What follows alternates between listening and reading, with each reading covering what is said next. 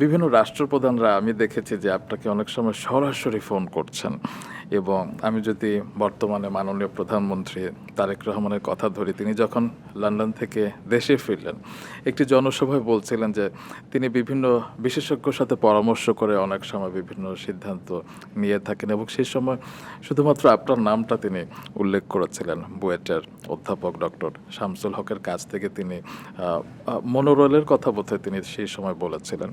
পরবর্তীতে 2 মার্চ সচিবালয়ে একটি মিটিং হলো, সেখানেও আপনি ছিলেন। জুন মাসে একটি মিটিং ছিল। তো তারেক রহমানকে আপনি কাছ থেকে দেখেছেন। তার ভেতরে আসলে এই সড়ক ব্যবস্থাপনা নিয়ে কতটুকু আপনি চাওয়া কিংবা তার ইচ্ছে সম্পর্কে যদি আমাদেরকে একটু বলেন। ভালো প্রশ্ন করেছো, কারণ 40 বছরে অনেক স্বপ্ন দেখেছি যে এই দেশের কিছু না কিছু হোক।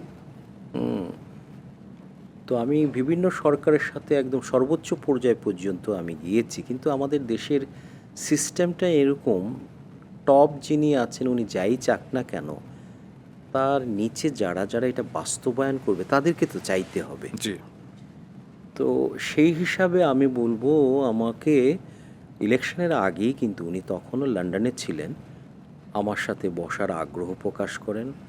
আমিও ভাবলাম, ও মাই গুডনেস, একজন পলিটিক্যাল পার্টির ওনারা যদি দেশের শাসনভারের দায়িত্ব পান, তার আগের থেকেই নলেজেবল হতে হয়। এটা তো আমাকে, এটা রেসিপ্রোকেটিং ওয়েতে তাকে তো করতে হবে, অ্যাকসেপ্ট করতে হবে। আমি গেলাম, ঘন্টা দুয়ে গুলশানের অফিসে ওনার সাথে কথা বলি। কথা বলার আমার 2-3টা উদ্দেশ্য ছিল। একটা হলো উনি কী জিজ্ঞাসা করে, কী চায়, আর উনি এটা করার ব্যাপারে কতটুকু আগ্রহী।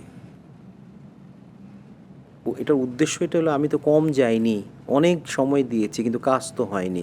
সুতরাং ওইটা আমি নিজে হিডেন একটা এজেন্ডা ছিল, দেখি তো উনি কতটুকু যেতে পারে।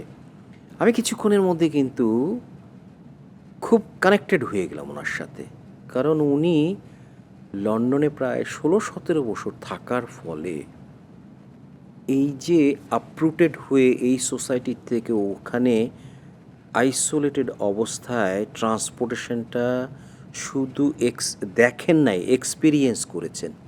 উনি ডাবল ডেকারে চলেছেন, উনি ফুটপাতে হেঁটেছেন, উনি গাড়ি চালানোর সময় পয়সা দিতে হয়, এটার সাথে উনি অভ্যস্ত হয়েছেন। 2 লেনের রাস্তায় কেন যানজট নাই, উনি সেই ভাবনাটাই আমাকে দিয়েছেন। এখানে তো যানজট নাই, তাহলে আমাদের দেশে যানজট কি দূর করা যাবে না?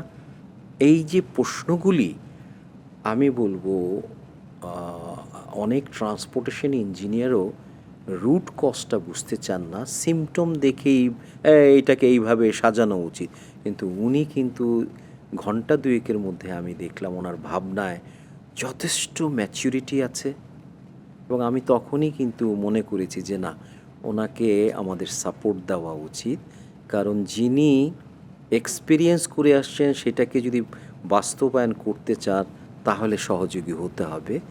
সেই হিসাবে ইলেকশনের পর আমি আবার বসি ওনার সাথে, এবং আমি বেশ কয়েকটা কাজে ওনার কি বলবো দূরদর্শিতার পরিচয় পেয়েছি। একটা হলো আমাদের দেশে মন্ত্রণালয় আর মন্ত্রণালয়, ওভারল্যাপিং অ্যাক্টিভিটি, কার কাজ কে করবে, কিন্তু উনি লন্ডনে থেকে দেখেছেন মন্ত্রণালয় অনেক কম। জাপানে 11টা মন্ত্রণালয়, কি চমৎকার একটা সমৃদ্ধ দেশ, সফল দেশ। উনি এসেই পরিবহনে নৌ, রেল, যোগাযোগ একটা মন্ত্রী দিয়েছেন। সমন্বয়টা যেন এখানেই হয়ে যায়। আলাদা আলাদা 3 মন্ত্রী, যেটা এতদিন ধরে বাংলাদেশে হয়ে আসছে, কেউ কারো কথা শোনে না। প্রত্যেককেই আলাদা আলাদাভাবে উন্নয়নের পথে হাঁটে, সমন্বিত হয় না।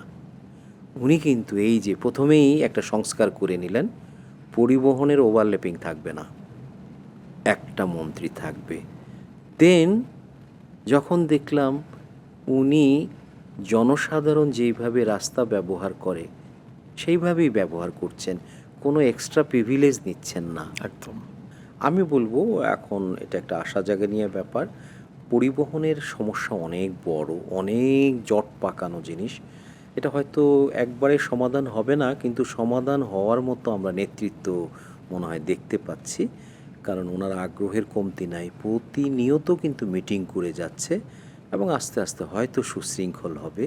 সেটা আমি প্রত্যাশা করব এই কারণেই, কারণ আমার প্রফেশনাল লাইফের 40 বছর চলে গেছে, কিছু কিছু কাজ হয়েছে, কিন্তু সড়কের বিশৃঙ্খলা কিন্তু কমেনি। একদম এইটা কমার সম্ভাবনা দেখা যাচ্ছে এবং সেই কারণেই কিন্তু আমি বলবো যে একটা আশা করতে পারি আমাদের এই মাননীয় প্রধানমন্ত্রীর যে বিশেষ নজর এবং তার যেই এক্সপেরিয়েন্স, ওভারসিজ এক্সপেরিয়েন্সটা, এটার একটা ফিউশন যদি হয়, আশা করা যায় ধাপে ধাপে হয়তো বাংলাদেশে সুশৃঙ্খল হবে পরিবেশটা।